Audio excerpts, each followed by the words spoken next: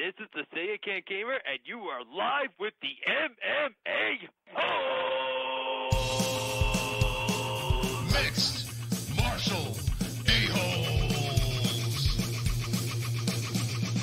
MMA-Holes, MMA-Holes, MMA-Holes, MMA-Holes,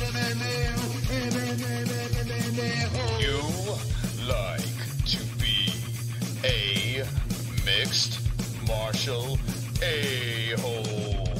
MMA-Holes, MMA-Holes, MMA-Holes, MMA-Holes, MMA-Holes. Boom, boom, boom, boom.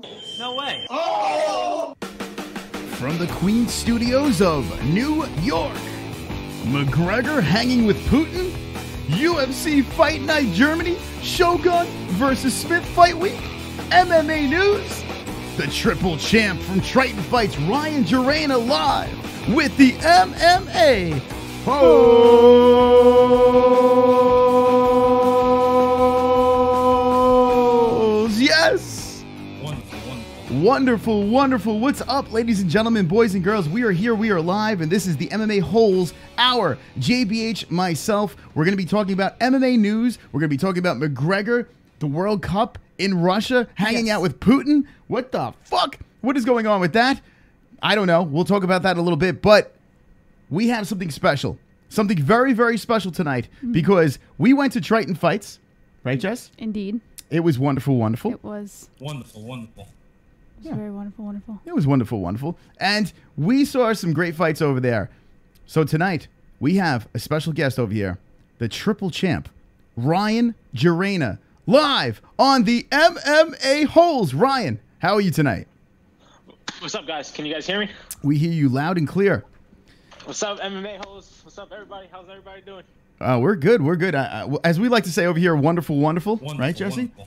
All the time. You're not allowed to say fantastic or amazing. I've gotten busted for it before. Yeah. Well, you can't do that. It's not allowed over here. We say wonderful, wonderful. Now, Ryan Gerena, for those who don't know, is 5-0. I'm going to put on this over here on the screen, and he has 3 goddamn belts for Triton Fights. Ryan, we're showing a picture on your Instagram, and you have belts on your shoulders, belts around your waist. What is going on here? Where did all these belts come from? I don't know. They just keep on coming. You know, I'm going for my 4th next. I'm at 3, but I'm going for number 4 next. Number 4. Now, where did you... So you fought at welterweight, correct? The last fight? Yes, sir. Okay, so at welterweight... Junior welterweight, 165. So what weight classes are these other belts at? 170. So actually, they keep technically, I have 3 belts, but the first belt I won was the interim 170 belt against Noel Irizarry, and then I fought Austin Wolfson, put him away, and then I just fought for the 65-pound strap. And I tell you what, very impressive stuff. The first time we got a chance to see you was the fight previous to this one, where you finished your opponent in the first round over here, and that was Austin Wolfson, who was a tough guy, a big guy. I mean, when we saw you guys get in the cage together, we were like, wow, this is a big freaking dude. And you just went in there and just went to work, took care of business like it was nothing over there. How do you go about doing something like this? Yeah, no, he was a big motherfucker. He had some big ass chest too. But you know, actually, it's funny with Austin Wolfson was because I believe his last fight before we fought, I saw him fight live, and I said, I was like, you know, this is the fight I want next. When I saw him live, I knew what I did to him. I was going to do that. I knew he just simply was not on my level. He was too stiff, too slow. I kept saying that, and I was able to do what I did to him. And you did do what you did. I was shocked. I was like, everyone was saying, and I'm going to give a little bit of a backstory. We met Chris Machi, and he was like, yeah, come down to the event. It's going to be a great time. And we were like, okay, check out this kid, Ryan Gerena. And we ran into you at the weigh-ins. And I remember, and I said this a couple of times to you, I was looking at this guy. I'm like, God damn, this guy, he's a fighter. I can tell right off the bat. Like, everyone is high on you, and you can tell when you look into your eyes, you see that you're a fighter. I got the pleasure to meet your father, actually, at this past event, and now I know where you get it from. I looked at your father, I was like, okay, we got this now. Now it makes all sense. The apple doesn't fall far from the tree. Yeah, no, my pops, he's a good guy. He's been there since day one. He's a reason where I am today, and so all him, that's for damn sure. Well, okay, so now let's do a little bit of a backstory. You are the champ of Triton Fights over here. It seems like you are the big cheese of the organization. I guess it's safe to say that. You're the face of the organization. You got Tiger Life that you're working with. We'll talk about that in a little bit. But how did you get started with this? I hear you have a wrestling background. Yes, I started wrestling when I was located when I was about 5 years old. Wrestling in college at Cortland University. My freshman year, I did pack it, hold, and just focus on in doing it. But I was. Hold on 1 second, Ryan. Hold on 1 second. It looks like the internet's cutting in and out right now. It looks like this doesn't want to cooperate, and there it is, the blackness. We just got blacked. It just happened, Jesse. It's. Hopefully we get Ryan back on the horn. I don't know if you could hear us, Ryan, Right, but yeah, I can hear you. Can you hear me? Yeah, the internet was cutting in and out over there. It was like But you can't see me, right? now we don't see you. Now we see you flexing. We see a flexing picture, it looks like. We see your avatar actually right now. I'm not sure. Copy. But we do hear you. So maybe if you could back it up, just if you could tell us the story from how you got started with mixed martial arts. Do you want me to log out and then come back in? Yeah, you know what? Hop out, come back in. Me and Jesse will play Twister until you get back. All right, Jesse, get on the floor and let's play Twister. You spin the wheel, and I'm gonna get blue. You pick red. We're gonna be in a pretzel. All right. Anyway. All right. All right. We got Ryan back in. All right. Yeah. I don't know. Google Hangouts is a bitch. Let's see if we got you. Do you hear us loud and clear? I hear you. Can you hear me? Yeah. It cuts in and out a little bit, but I think it looks good. You look clear, so that's good. So now we just gotta get that audio. Okay. So let's do a little quick backstory how you got started with this.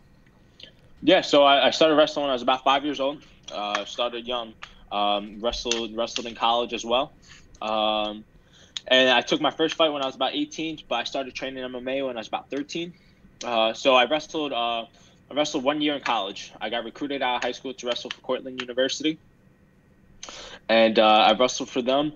After freshman year, I decided to, put everything else on hold, put school on hold, put everything on hold, and pursue my dreams. And that is MMA. So I have been pursuing it ever since, and everything's going great. So now, how does this work? Now, you've been doing this for a little while now. I'm looking at your record over here on Tapology, and all you do is win, right? That's all you do is win over here. I see a no contest over there and a couple other things, but you're on a 3-fight win streak. And how do you do something like this? You're an AMI fighter looking to go pro. How can you put all this time and effort into this? Do you have help from your family? Are you working on the side, or I mean, is it like full balls to the wall? Let's go for this. All I'm doing is fighting. I mean, I do security on the side, but everything's fighting. The way I think of it is that I get focus on making money now by having jobs and stuff. That's not my focus. That's all temporary money. I'm looking at the big picture, and I know what's gonna come. So that's why I am 100% dedicated to my craft, and I'm pursuing it 3-4 times a day. Now, how old are you? 21. 21 years old. You got 5 wins. You're on a 3-fight win streak. You got 3 belts from Triton Fights. Are you looking to go pro in your next fight, or are you looking to stay where you are right now and completely, mold that craft? Yeah, no, definitely not pro yet. Just simply because, for example, my last fight against Caleb Hall Friday. Honestly, gonna give my hats off to him. He was a lot tougher than I thought. But what I do know is that even though I am 5-0, it hasn't clicked yet for me. It hasn't clicked. What I have shown thus far in my career, it it doesn't showcase the true level I'm at. So I am gonna keep fighting until it clicks. And when it does click, when everything's together, everyone's fucked. The whole game's fucked. I trained with I was in Thailand at Tiger Muay Thai for 3 months. I've trained with some of the best guys in the world, and I train with high level fighters. And what I do to them in the training room, I haven't showcased that in the cage yet. But when it does click, then everyone's really fucked. You seem very, very focused, and it's actually interesting to see you do this. A lot of times they see someone, they have a winning record at AMI, and then everyone's like, go pro, go pro. And they try to rush them in, and then what happens? They have a loss, a big loss. A friend of ours, our friend Justin Sumter, who's fighting the Contender Series in a couple of weeks, he went pro, and they threw him right into Bellator, like immediately right over into Bellator, and he lost. He lost that fight, and then he had to regroup, and then he went on a 6-fight winning streak. Sometimes they push him out there too fast. So is it your team's decision? Is it your decision? Who's making this decision to stay at the level that you're at right now? We're always on the same page a lot of the times. Mm-hmm. I just don't feel like I'm ready to make that jump yet. Mm-hmm. Even though honestly I could go pro, I see these guys fight that I'm not impressed with them. I feel like I could smash all these guys already. But it's just I have to remember, that patience is a virtue, and I have to continue to remain patient, and I don't want to rush anything. I tell you what, at 21 years old, you definitely have a good head on your shoulders. Let's talk about your opponent this weekend. Now, you did win. You had a unanimous decision. His name is Caleb Hall. He's 5-2-0. Now, when we spoke to him afterwards, he's saying that he is 8-1. I don't know what's going on here with his record. He's saying he's 8-1, and Tapology says he's 5-2. And regardless, he seemed to be a very tough opponent. Maybe if you could tell us a little bit about Caleb Hall and how that fight went down. Yeah, Caleb, he comes from upstate New York, Watertown American Top Team. Yeah, I don't know what his record is either. He says I know on his Instagram bio it says 8-1. I know on Topology it says something else. I know on the fight announcer for Triton he said something else. I don't know what his record is. And it's weird that there's so many different records. So how do you prepare for someone like this? I did see that he was on a 4-fight win streak. Some decisions over there. He had some finishes. But he was on a 4-fight win streak, and he's apparently he's going to be training with what did he say he was training with? I think with TJ Dillashaw or some shit like that, or I'm not sure what he was saying he was doing. But anyway, I think we're gonna have him on in a couple of weeks or something like that, just to get the story from him. But he said that they got it wrong. He's 8-1, and I mean, so what did they do? They said, it doesn't matter. Yeah, I guess it does. He lost. If he's 8-1, 5-1, he is 8-2 now or 5-2 now. It doesn't matter. So now let's get into this fight. It was a grinding fight, grueling fight. You won by a unanimous decision. I mean, it was a pretty dominant performance. Let's be honest. Once you got on top of him, it was a wrap. Now, we noticed this. We have footage of, we were cage side. We got thanks to Chris Machi and Triton Fights. We were by the cage, and we literally got up your nose, actually. It's actually pretty cool. You can check the footage over there. It's great. We saw all your nose hairs. It's fantastic. But we saw that you guys were going back and forth. Earlier in the fight, you were talking to each other, and then when you were on the ground, you were talking to each other as well. Maybe if you could explain to us what was being said back and forth over here. There is weird stories coming from his side. I want to hear your side of the story. Yeah, I mean, as far as Caleb, honestly, I think he's a rather cool kid. I kind of like him. I think he was a good opponent, and he's respectable as well. But yeah, so the first time we spoke, I had him pinned against the cage, and we were standing in a pummel position, and I didn't want to be there, and I know he didn't want to be there. I could sit there and just grind on the cage all day and just eat away at the clock, but I don't want to do that.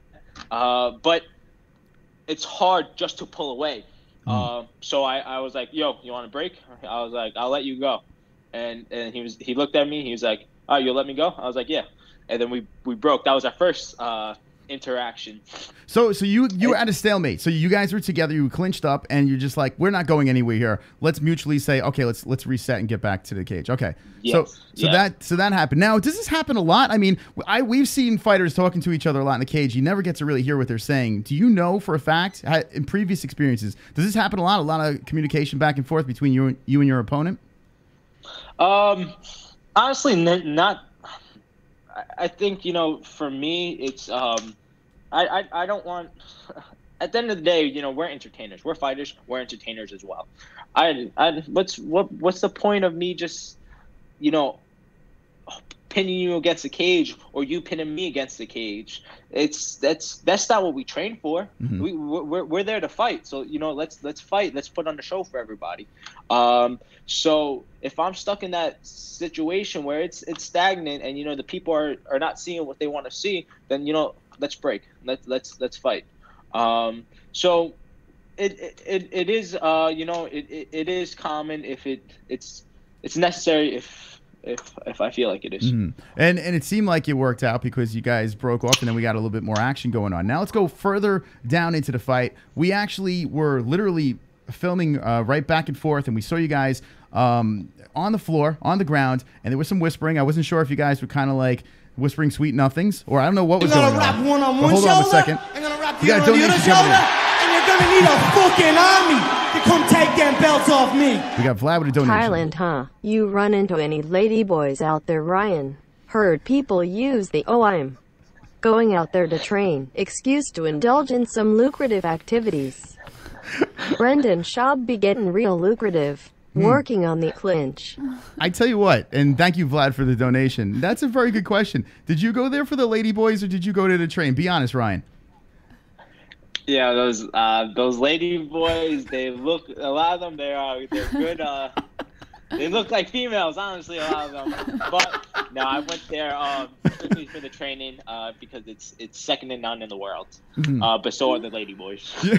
Did you see, when you went over there, did you see a lot of that stuff going on? Oh yeah, look, I went to a like a nightclub out there. Okay. And there was this one female and there's one lady boy. I swear to God, you couldn't tell. I'm telling you, couldn't tell if that she was a guy. No kidding. But the way I knew she was a guy was because I shook her hand, and then her hand just felt too big to be a female. And then right there, my intuition went off, and I was like, fuck this. But was she hot? Was it hot? Like, were you like, oh my God, you know what? Maybe I might. And then you felt the hand, and that's when it turned. It hot? Well, was it hot? We don't know. No, I think that's a good way of putting it.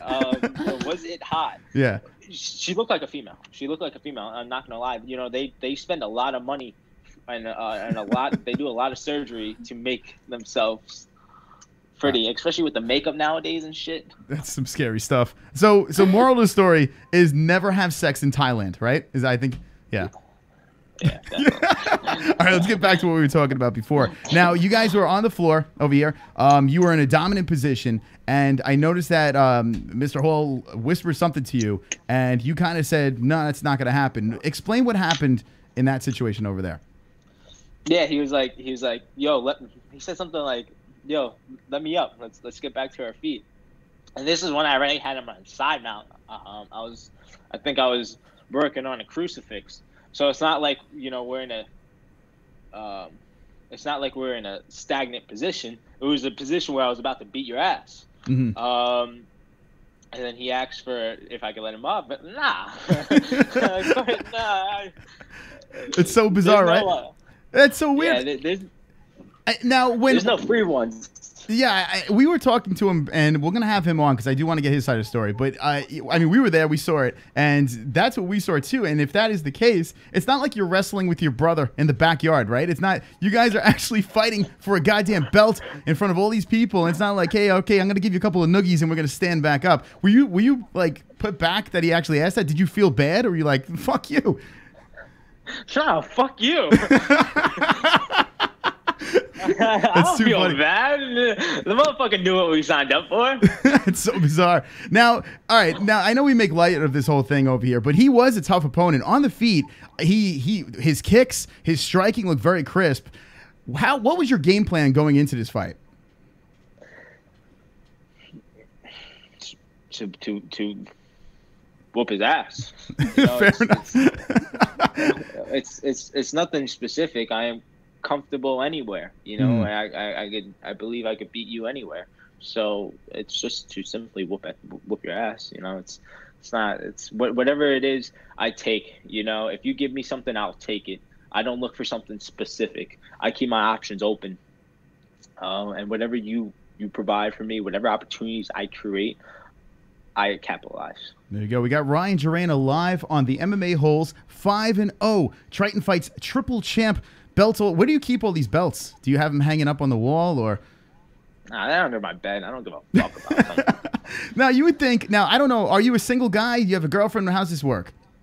Nah, yeah, I'm, right now I'm single. Okay. So now, do you keep the belts, like, all over the bed? Like, so say if you're going to bring a lady home, right? Do you just, like, strategically have the belts, like, lined all over the bed? Oh, whoops, let me just put these away. Do you do that? Yeah, I mean, they know the deal. Yeah. All right. Okay. So that's what I would do. It hanging off of the, you know, the bed and just off the side and be like, oh Jesus, oh so, whoops, sorry. And just place it aside. How did that get there? All right. So Ryan Gerena. Take it to the wall. Just walk in. Oh, let me slip into something more comfortable. Get completely naked. Just throw the belt on. Oh, hey. All right. Let's go. Anyway. All right. This is getting a little weird. Jessie, stop it. Cut it out. This is a professional interview. My here. apologies. Okay. Anyway, this is the MMA-Holes. So, all right. So Ryan Gerena. Now you are the champ. What is next? So how quick do you want to get back into the cage? I'm going to fight next week. If an opportunity presents itself, I'm jumping on it next week. Just simply because this is what I love to do. So the more I could do it, the better. Next week, jeez. They have they have a card like every month now, right? With Triton Fights. Oh, I think like every 2 months. 2 months. Yeah, but you know, if I don't care what it is, whether it be a jiu-jitsu tournament, a kickboxing fight, MMA fight. I don't care. I'll jump in. I don't care if it was a boxing fight. Doesn't matter. But the next training card is September 14th. I will be on that, and I will be fighting for another belt. There you go. Now, by the end of the year, are you looking for big things? Like, where do you see yourself at the end of 2018? 2018, I have a lot of things in the works, and I'm keeping my options open. One option is I may take a one-way ticket to Thailand and train that Tiger Muay Thai full time. And submerge myself in the culture, submerge myself with some of the best fighters in the world. I tell you what, there is a lot of big buzz about you. I've been hearing a lot of things. New York, Long Island scene. A lot of people are talking about you right now. So how do you keep yourself focused, knowing? I mean, you have a reality show, the Fight Life, that they're filming as well. Are you like the main attraction of Fight Life? Let's be honest. Are you the star of the show? I am, rightfully so. So how did you get involved in this with the whole Fight Life thing? Frank LaPiccolo, the owner of Tiger Life Energy Drink. And guys, for anybody who hasn't had one or never tried it or never heard of it, look it up. It's a great energy drink. It's a clean form of energy. But anyway, he had this magnificent idea of starting a reality show of how it is the life of a fighter, and all the trials and tribulations that we go through. And they asked if I wanted to be the main guy, and how could I say no? Yeah, I mean, you must have been beside yourself, like, holy shit, a reality show? Now I'm going to be the star of a reality show. I'm the champ of Triton Fights. I mean, this must have been something else. How excited were you to do something like this? It was cool when I got the opportunity, but I'm not worried about it. Yeah. I'm worried about myself. I'm worried about my career. Once again, everything else that's temporary. That's short term. I am looking at the big picture, and that's getting that UFC strap around my waist. So all this extra stuff, it keeps me busy, but that's not my focus. My focus is, training and developing as an individual, developing as a martial artist, surrounding myself with the best people I can surround myself with. It's it's interesting. These distractions. I mean, at 21 years old, a reality show, a three-belt champ of Triton fights. Everything is going well for you. You're the buzz of the town, and you're still focused on the goal. Do you attribute that to your father, your parents? Where does this come from? I know what I want. I know what I want. You know, and I know what I want isn't going to wait on me. You know, it's something that I have to pay in labor every day. I have to pay the rent every day. So, you know, the way I think of it is, once again, looking at the big picture, like I was saying before. You know, for me, you know, a big picture is to one day have a family, one day to be a provider. So it's more than me. It's a bigger picture than me, and that's what keeps me motivated. That's what keeps me focused each day. So because I know it's bigger than me. I know there's people who depend on the decisions and the actions that I make today. Ryan Gerena live with the MMA-Holes. Just a couple more questions, and I'm going to let you go. Usually when we see these fighters, especially the young fighters, we look at a fighter and we're like, oh, this person is like Colby Covington. This one's like Conor McGregor. This one's trying to be like this and that. What I've noticed with you is I cannot see a fighter that you are mimicking. You seem like to be your own fighter, your own personality over here.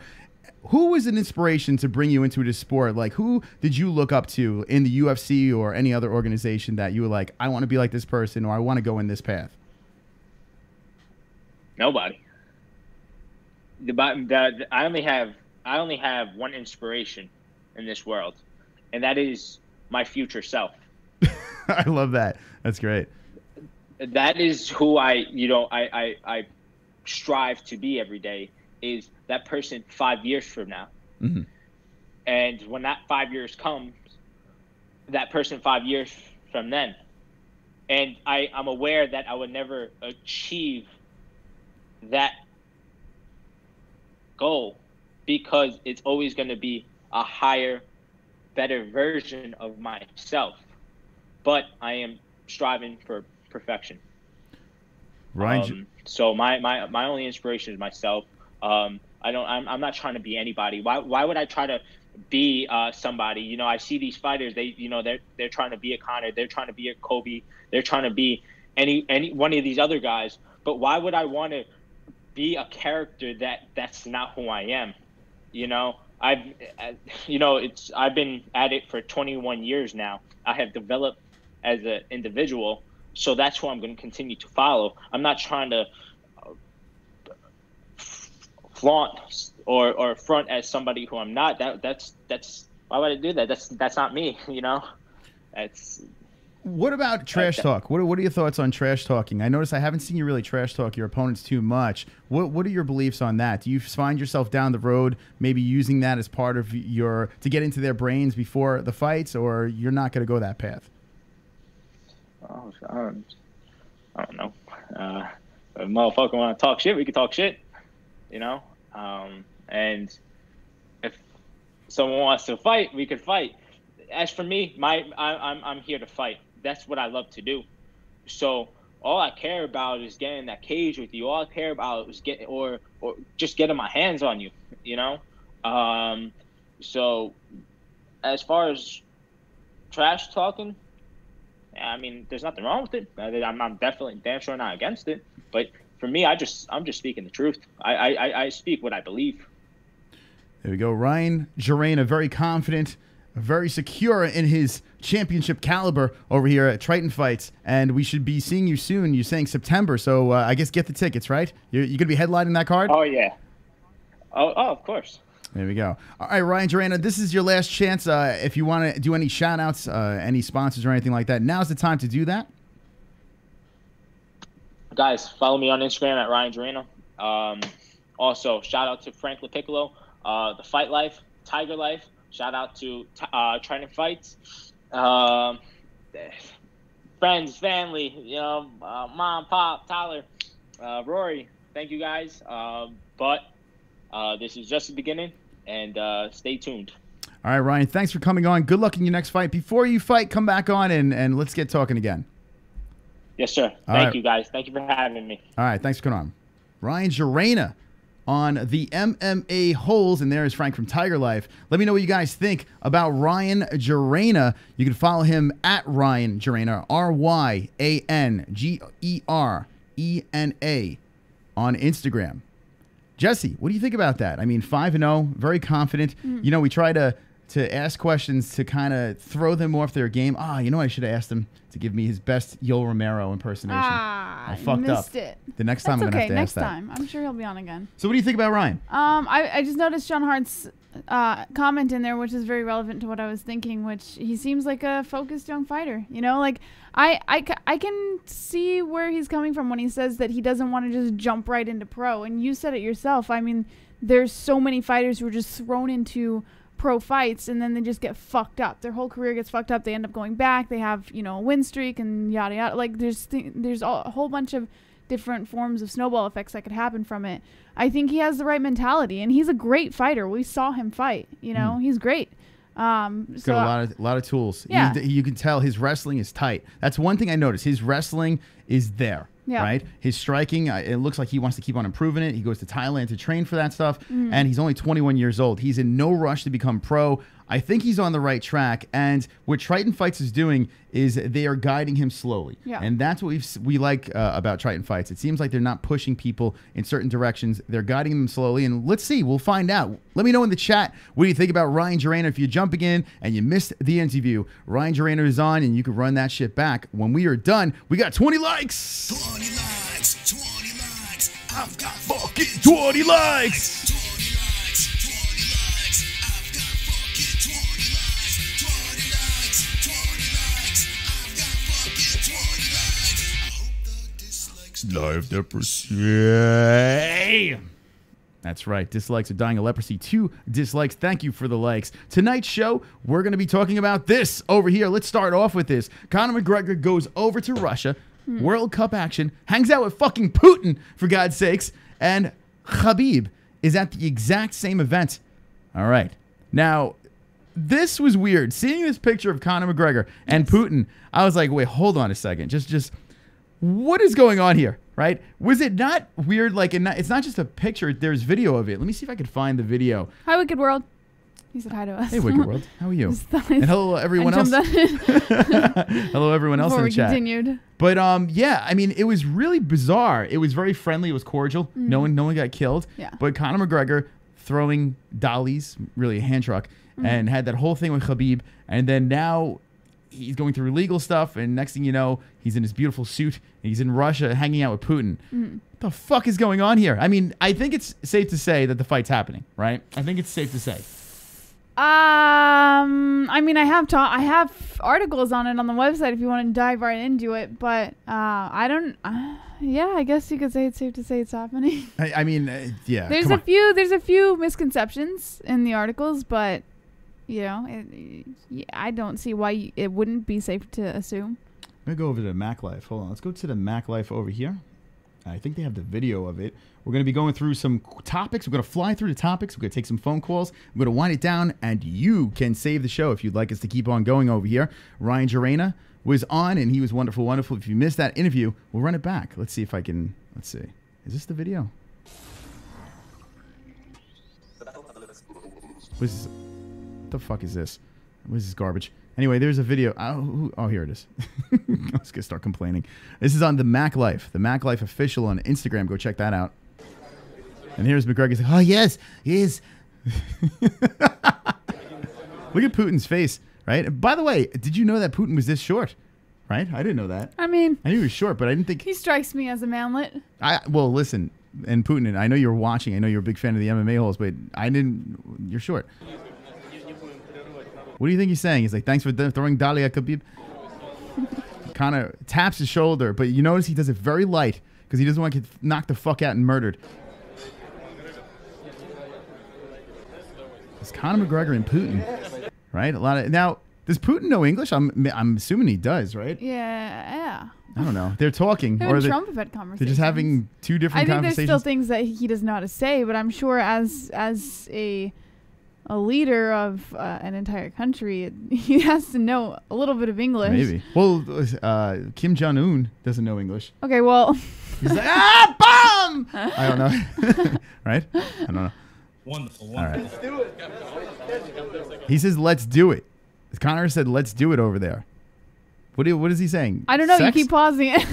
He said, let's do it. Well, he said, let's do it. Super chat. Look at this WMMA scene. What up, my MMA holes? Got press credentials for Invicta FC this weekend. Nice. If I get some interviews, I'll do my best to get them to say, don't be in a hole. Be an MMA hole. Love you all. Go check out WMMA scene. Check him out over there on YouTube. Yeah, that's awesome. What a Go nice give him a guy. sub. Don't be cool. an a-hole, be an MMA hole. I think that would be really cool right over there. If you get any footage at Invicta, okay, with the press credentials, and good job on you getting that stuff. If you want to know about WMMA, Women's Mixed Martial Arts, go check out his channel over there. We saw a couple of videos. One thing I have to say, WMMA, and thank you so much for that donation. You got to do something about your audio things. Because the music. The music's like, hey, how's it going? It's me, W. You got to do something about that. We need to fix that. And the only reason why is because you turn the volume up like 3 times what it usually is at on your television to listen to you talk, and then before you know it, the outro hits, and it like blows your speakers out. It's bizarre. Yeah, you got to fix that. But thank you so much for the donation. We have great content. I'll give you that. Very knowledgeable. Women, and it's a good angle. It's a really good angle. Yeah. Women's mixed martial arts. There is no one like just doing that. Women are coming up here. There's a lot of questions. 145. Chris Cyborg's all upset about that. We're going to be talking about that with Amanda Nunes and the 145-pound division. There's no girls on the roster. Like, everyone's getting cut from the Ultimate Fighter, so there's no one fighting at 145. So if you want to learn some more stuff about women's MMA, go check out the WMMA scene. Let's look at this over here. And yeah, if you have any videos, send them our way. Send it to, you can DM me. At the MMA Holes, Twitter, Instagram, or Facebook, or you could send it via website through the website, themmaholes.com.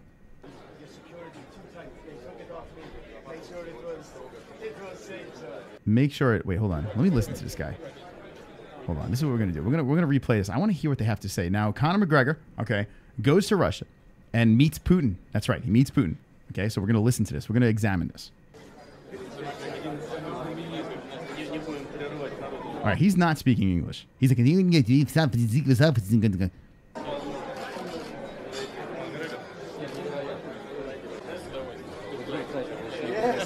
yes. All right, he says yes.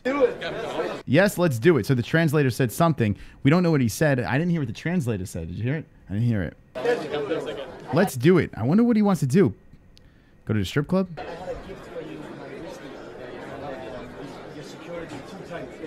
You know, Putin looks like he could be Darren Till's father, right? He's got the Cyclops eyes as well. All right, let's move on.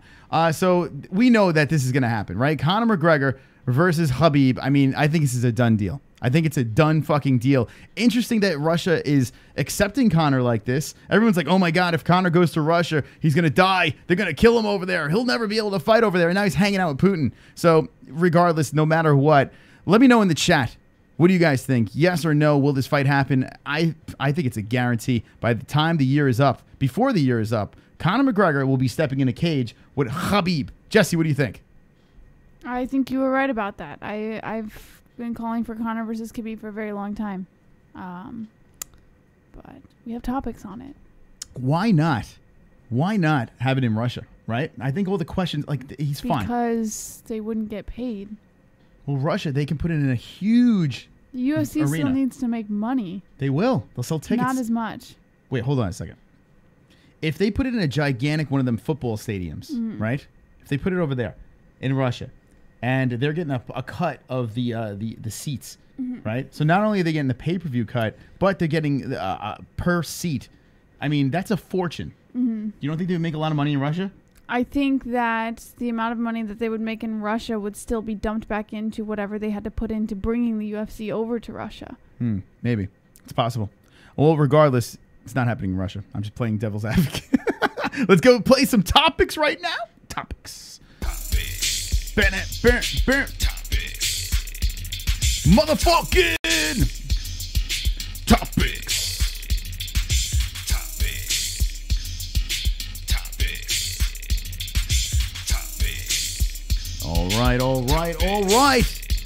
All right, so let's go through the topics tonight. We're going to go really fast. You can save the show with 5 minutes left in the show. We're going to start the clock, and whatever the denomination of the donation is, we go on that longer. So, I mean, if there's a nice big donation coming in, we'll keep the show going and flowing. We have a lot of fucking topics, so let's get to it right now. Jessie, what do we got in the news?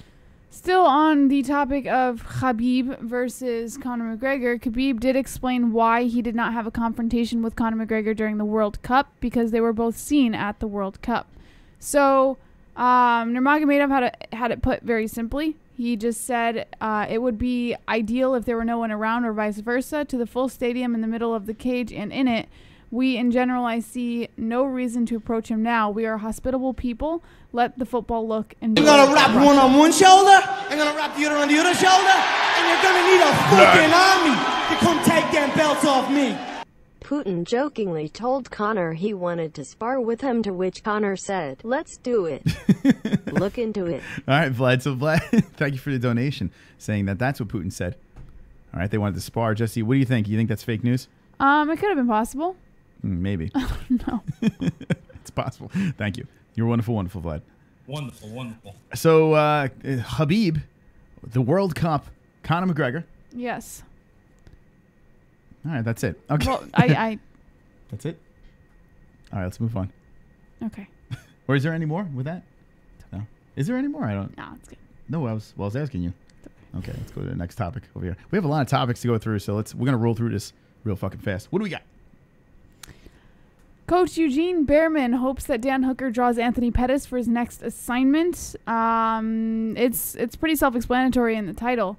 Dan Hooker was in the octagon last weekend, UFC 226, and now his coach wants him to have Anthony Pettis. It's as simple as that. Nobody's really given much of opinions on it. If you want to read the article, you can. There's really not much information in there, but it is something that we should pay attention to. Do not overlook this one. It could be a potential in the near future. And Anthony Pettis, he's looking any direction but Hooker. I don't see that happening. I don't think that fight's ever going to happen, to be honest. Super Now and later, jumping in. Let us beat sheet out a Islamic extremist collar bib. Thank you. Now and later. And by the way, Vlad was actually being serious. I saw in the chat. He said he was actually being serious, that he thinks that's what Putin said. And if that is what Putin said, that's actually hilarious. So, and now and later wants to beat the shit out of Khabib, or the sheet out of Khabib. Let me know with the donations. What did Putin say to Conor? Let me know with that. Let's see. So Hooker versus Pettis. I don't think that's going to happen, but Hooker definitely raising some eyebrows in his last performance over there. So who knows? Do you think that fight's going to happen? I mean, I don't think it is. I don't know. I think Anthony Pettis has a few other options in his book right now, so it's possible if his coach, or if Hooker's coach pushes for it enough, then I could see maybe. But you have to remember, it's also up to the promotion. It's up to the fighter. Like there's a lot that goes into matching up a fight, so it's possible. But yeah, I'm saying no. Let me know in the chat. Do you think that's ever going to happen? Hooker versus Pettis, and maybe we should move to the next story with Pettis. I don't know if we have that on the message board with Pettis calling out. I do have it. All right, let's go to that one. No, not Pettis. Paulo Costa. Okay, so let's talk about Pettis. Pettis, it's not on the message board, but the other stories are there. The MMA-Holes.com. Anthony Pettis is calling out Al Iaquinta, right? And who was the other one that he was calling out? Who the fuck was he calling out? Why am I? Oh, Nate Diaz. Iaquinta and Nate Diaz. So that goes to show you that this Hooker fight, it's not going to happen. He's coming off of the win off of. Why am I forgetting everyone's name? That's my mom. What's his name? The fucking bearded Italian. Thank you. I can't. I'm so out of it right now. Like, yeah. I'm sorry. Join us. We're just gonna forget everyone's name here on the MMA Holes Live. Michael Chiesa. There we go. Thank you, Jessie, for showing up tonight. I should have. Yeah, I should have known Michael Chiesa. My mom. Yeah, I'm sorry. Don't make fun of my mom. Yeah. So Michael Chiesa, coming off the win of that impressive win, gets an armbar over there, and now is calling out Iaquinta, who. I don't know if Al's going to take that. Al's so picky with his fights. I don't even think that's going to fucking happen. And then Nate Diaz, which is all right. Yeah.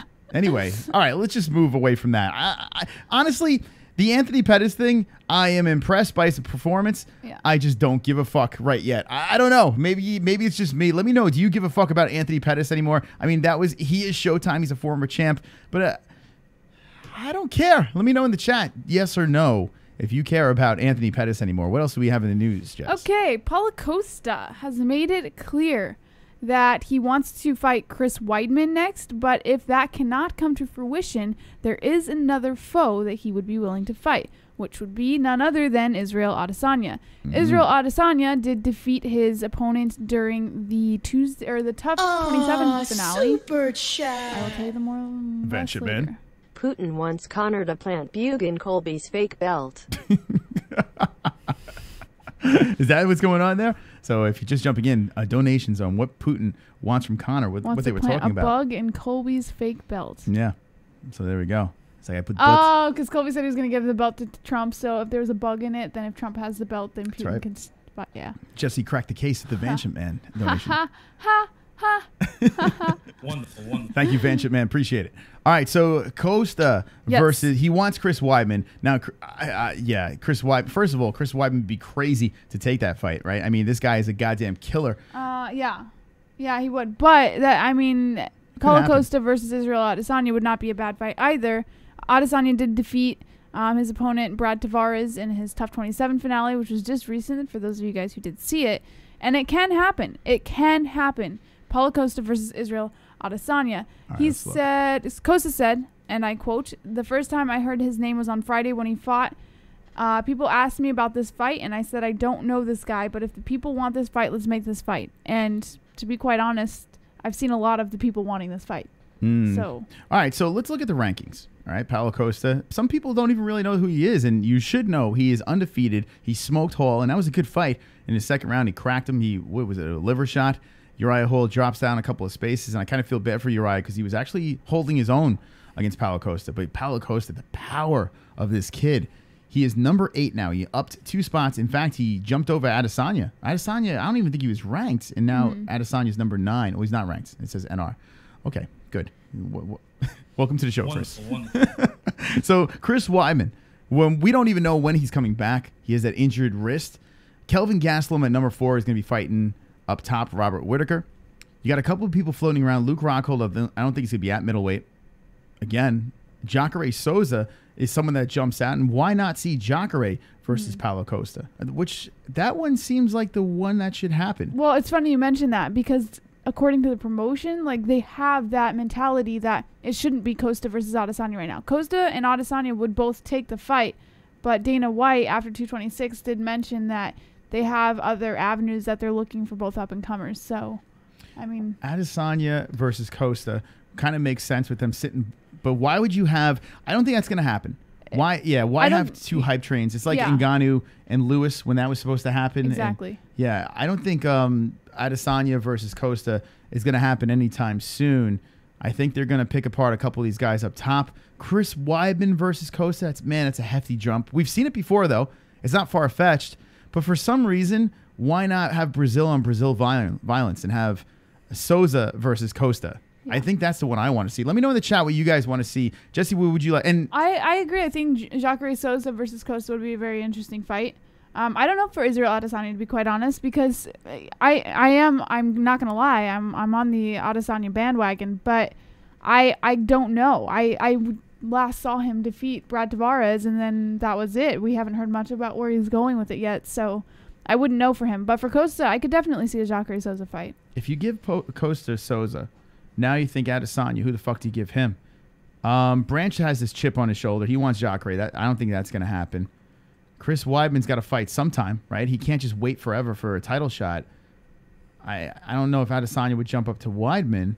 Do you have Brunson versus Adesanya, which would be a fantastic fight? The striking of Brunson. No, Adesanya would destroy him. Well, yeah, I mean, he'd destroy him. You got to think he would piece him up on the feet. But Brunson has that knockout power, and has Adesanya's chin been tested? I mean, it's to be debated. I mean, you got to think Adesanya would beat Brunson, right? But don't sleep on Brunson. Brunson, he knows how to finish his opponents. on a little bit. You know, maybe that's the fight: black on black violence and Brazil on Brazil violence. I think that's what I think should happen over there. All right, what else do we have in the news? What's in the news? Chris Cyborg thinks that Amanda Nunes will be her last fight in the UFC. Now, Chris Cyborg has shown quite a bit of frustration as of late when it comes to the 145-pound division. She says that she is extremely frustrated that there were so many fighters pulled out of the 145. It's hard for her to get a fight now. If she fights Amanda Nunes, she has high belief that it will be her last fight. And she said, and I quote, "I think this will be my last fight in the UFC because my contract expires in March. And doing this fight in December, I think it will be the last that people will see me fight." Hold that thought, Jess, real quick. I Yes. see in the chat, Al Pringle is there. Al, what's up, my man? We haven't had a chance to have you on the show, and we saw your fight. We met your opponent, actually, but we never cordially met. And I see you over there. We follow on Instagram. Slip into my DMs. We'll get you on the show. Triton Fights, Al Pringle. That guy has got some fire. I think he'd be a good guest. All right. Sorry about that, Jess. I saw Al in the chat. No Go ahead. worries. Now, Cyborg has complained for a very long time about this whole 145-pound division problem, which pulls contenders out from fighting her.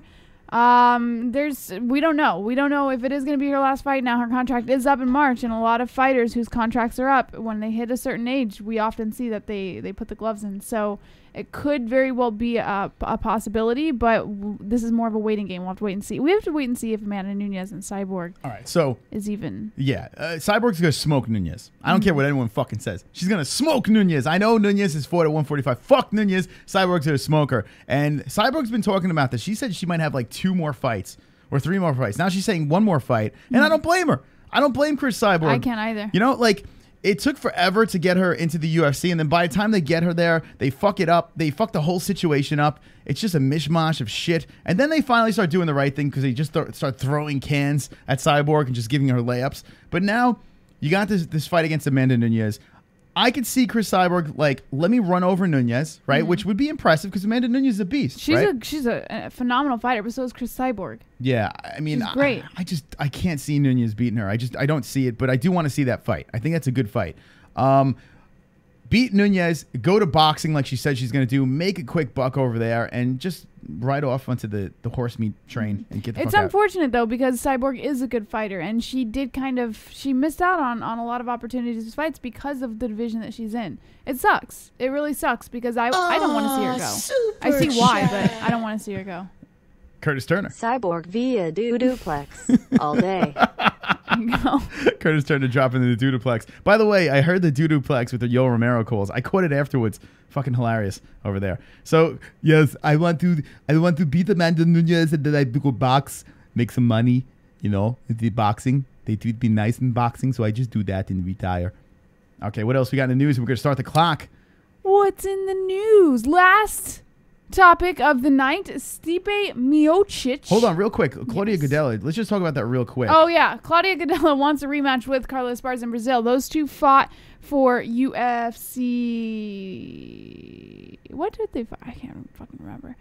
Anyways, they fought just recently. Claudia Gadelha did win. She won the fight, but for some ungodly reason, she does want a rematch. If you click the link, there is a video. There's not a full article on it, but there's a video if you'd like to watch a few minutes of that. Yeah, I can't understand why she would want to. I think part of the reason is because Carla Esparza did accuse her of greasing up. Yes, I'm Claudia Gadelha, and yeah, I was hurt, and Carla Esparza, you know, she chewed on my mole, and let's just run it back. Fuck this. Anyway, hold on. We're going to talk about this topic in a second. We're going to put 5 minutes on the clock over there. You can save the show. That's right. If you drop in a donation within the 5 minutes, we're going to start the clock right there. Whatever the denomination is, the first one in will save the show. So if you drop in a $10 donation, we go 10 more minutes. $30 donation, 30 more minutes. 60 more minutes. Or $1, we'll go 1 more minute for you. You can save the show. You can be a hero. Now let's talk about this. First donation. The first Only donation. the first donation that comes in. That's right. That says save the show. Will someone be a hero tonight on the MMA-Holes hour?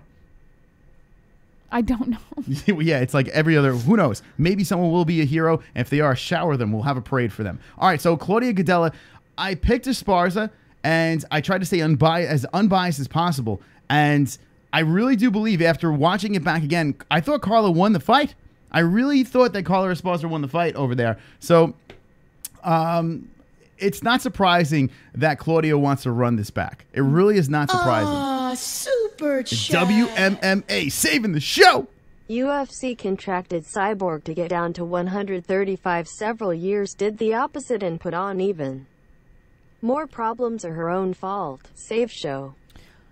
Thank you very much, WMMA. Jess, what do you think about that? She was contracted to get down to 135 years ago, but put on even more weight. So, okay. All right. It makes sense. Here's the thing. I'm not saying it's wrong that Cyborg is leaving. For whatever reason, she's leaving. You know, even if it's because she cannot get fights in the 145-pound division. I think it's unfortunate that she's leaving because she is such a good fighter. All weight problems aside, because there's been multiple fighters in the UFC who have weight problems, like Yoel Romero. You know, like, there's a lot of fighters that have weight problems, but just the fact that this is the reason she has to leave is very unfortunate because she's a good fighter. So this whole thing, and I remember that Tito Ortiz was in Cyborg's corner, and there was like a little hostility with the UFC, and then the UFC is like, okay, we're going to give you a contract. Prove to us that you can make the weight, and we'll do it. She couldn't prove it, right? She couldn't. She said she could, and she couldn't. She couldn't do it. So she came back to him and was like, I can't do it. So, I mean, the UFC still made the weight class for Cris Cyborg at 145, and I think it's the UFC's fault. They still made the weight class. They still put it together. You know, develop the weight class. You know, do it for her. And they didn't. They had a lot of time to do it. They made mistake after mistake with Cris Cyborg. Cris Cyborg is a star. This woman passing the test, which is unbelievable to me. She's a star. She's a beast. She's an animal. One of the greatest women fighters of all time. And unfortunately, we're never going to see any competition be good enough to beat her. I don't think Amanda Nunes is going to be it, but it's the only fight to make right now. So we'll see what happens. And so after the time is up, we're going to add another 4 minutes and 99 seconds. We'll do another 5 minutes. We have one more topic. Clock. All right, so let's go in the last topic. Thank you, WMMA scene, and everyone that supports the show. I do appreciate it. You are all wonderful, wonderful. Wonderful, wonderful. All right, last topic of the night. Stipe Miocic says that Brock Lesnar's, quote, disrespectful appearance at UFC 226 was a shit show. So Stipe Miocic versus Daniel Cormier for UFC 226. We all know Daniel Cormier stole the heavyweight title during that fight. Stipe Miocic gave Daniel Cormier and Brock Lesnar their time to shine in the fight, but he did say that it was completely disrespectful. He said that it was a shit show, and he said that the reason for that was because, well, first of all, he did call out Cormier again for a rematch. So unfortunately for him, since he did lose the title, it's up to Daniel Cormier, and it's up to the promotion and so on and so forth. He says it was a shit show and it was disrespectful. I didn't think that was what the UFC was all about. And he's referencing the whole WWE mentality and the sort of aura around it.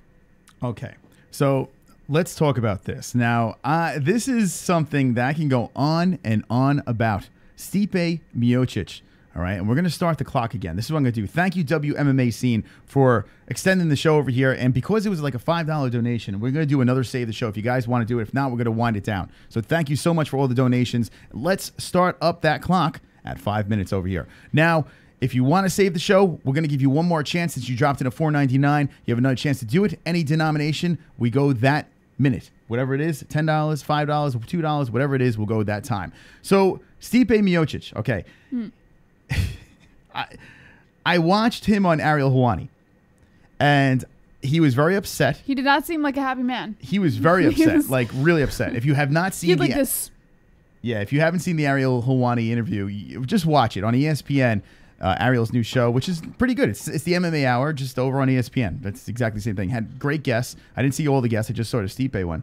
But stop crying, like Jay Smooth said. I completely agree. That was my thoughts. It's like, Stipe, what are you doing? Now, I understand you do deserve a rematch because you had the longest streak as a heavyweight champ, right? So, yes, I could see your point there. But you got knocked the fuck out in the first round. Come on, Stipe. It's not like you went, 5 rounds with DC, and it was a war, and it was a split decision loss. It's not like that. Or you had your moments in the fight, but still lost unanimously, but you still had your moments in the fight. Ariel was saying, Stipe, it looked like you were winning the fight. And honestly, it was a close fight, in my opinion. Maybe you could have given the edge to Stipe, but it was close. You got knocked the fuck out in the first round. And the dude chronics his lucky punch, and I don't know. I don't think it was, and here's why. Daniel Cormier. How is a punch lucky? No. Right? It's not even just that. Daniel Cormier, even, he talked about it. He sensed weakness. He felt weakness in the power behind Stipe's strikes. It's not like, oh, this was just a lucky moment. Let's just throw a punch and Stipe just happened to drop. It's not the case. DC hunted out for that moment. He hunted for that exact moment, that exact position.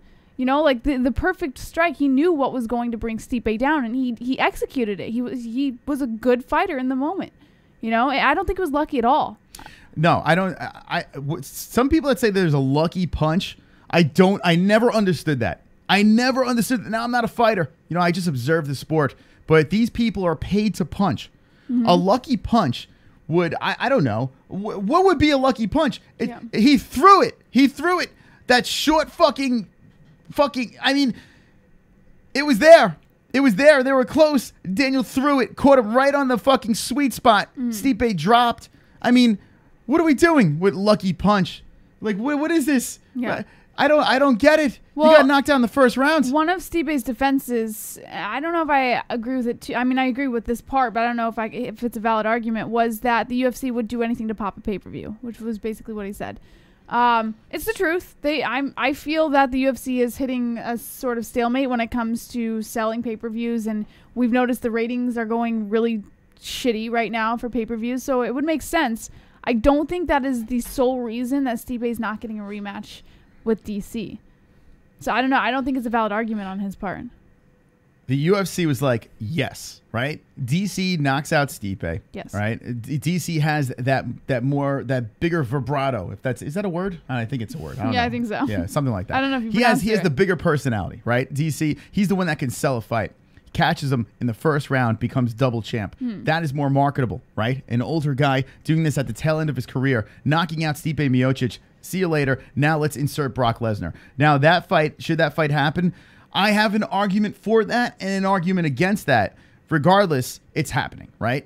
And the UFC is going to make money. It's Stipe's fault, right? It's his fault for getting knocked out in the first round, okay? Now, it is what it is. Stipe should just fucking put his head down, take it like a champ, and fucking win his next fight, and then go for that belt again. Yeah. You know, I mean, I understand respecting the champ, especially at heavyweight. Doing what he did is it's impressive. It's extremely impressive, and I still think that Stipe is, as of now, the best champ of all time at heavyweight. The best of all time. Even with DC knocking him out, Stipe still, to me, is the best heavyweight champ of all time. But it is what it is. You lost your belt, and now you have to get back in the picture again. The heavyweight division is up for grabs. There is no one there. It's like, that person deserves a shot. That's why Brock Lesnar is getting the shot, for the money, and no one else is there that's like, oh, let's give it to that person. You can't give it to Derek Lewis. Ngannou's gone. You can't give it to... Who are you going to give it to? You got Curtis Blades coming up, but he's been on 2 boring fights. So what are you going to do? Who are you going to give it to? That's what I'm saying over there. Jesse, the time is running out with 10 seconds left. The MMA Holes Hour was wonderful, wonderful as usual. Indeed. It was. Now, last thoughts over here. Jesse, what do you think about this? Any of the other topics? We'll give you a second to... No other topics. I gave my opinion. I don't think Stipe deserves a rematch, but if DC decides to take a really odd, a mark in his endeavors, then it's possible. I don't see it happening. That being said, we are out of time. We are out of time. If you missed Ryan Gerena was on at the beginning of the show. Run that back in the comment section down below. Let me know what you think about Ryan Gerena. Let me know what you think about Conor McGregor going over to Russia, right? Hanging out with Putin, which is crazy. We have a lot of topics over here. We're going to be live again tomorrow night. Tomorrow night is Tuesday, and that's the Contender Series. We're going to be, this time, for sure, we check the schedule. We will be on every fucking night. Monday, Tuesday, Wednesday, Friday. We have Contender Series. The Wednesday show will be back on Thursday for PFL. That's in New York, by the way, which is interesting. We should attack the Coliseum. Maybe we'll think about it. And then Friday for Fook Off Friday, when we haven't done Fook Off Friday in a little bit, so we're bringing Fook Off Friday back. We have Fight Week, UFC Fight Week, Shogun versus Anthony Smith. We ran out of time, so we'll talk about that more on the Wednesday show. How about Smith? Main event, knocks out Rashad Evans on the pre-prelims, going to the main event. We'll talk about that Wednesday and a whole other bunch of stuff. We'll take the phone calls too. We ran out of time. Sorry about that. Thank you for the donations. Jesse, last words. Don't be an a-hole, be an MMA hole.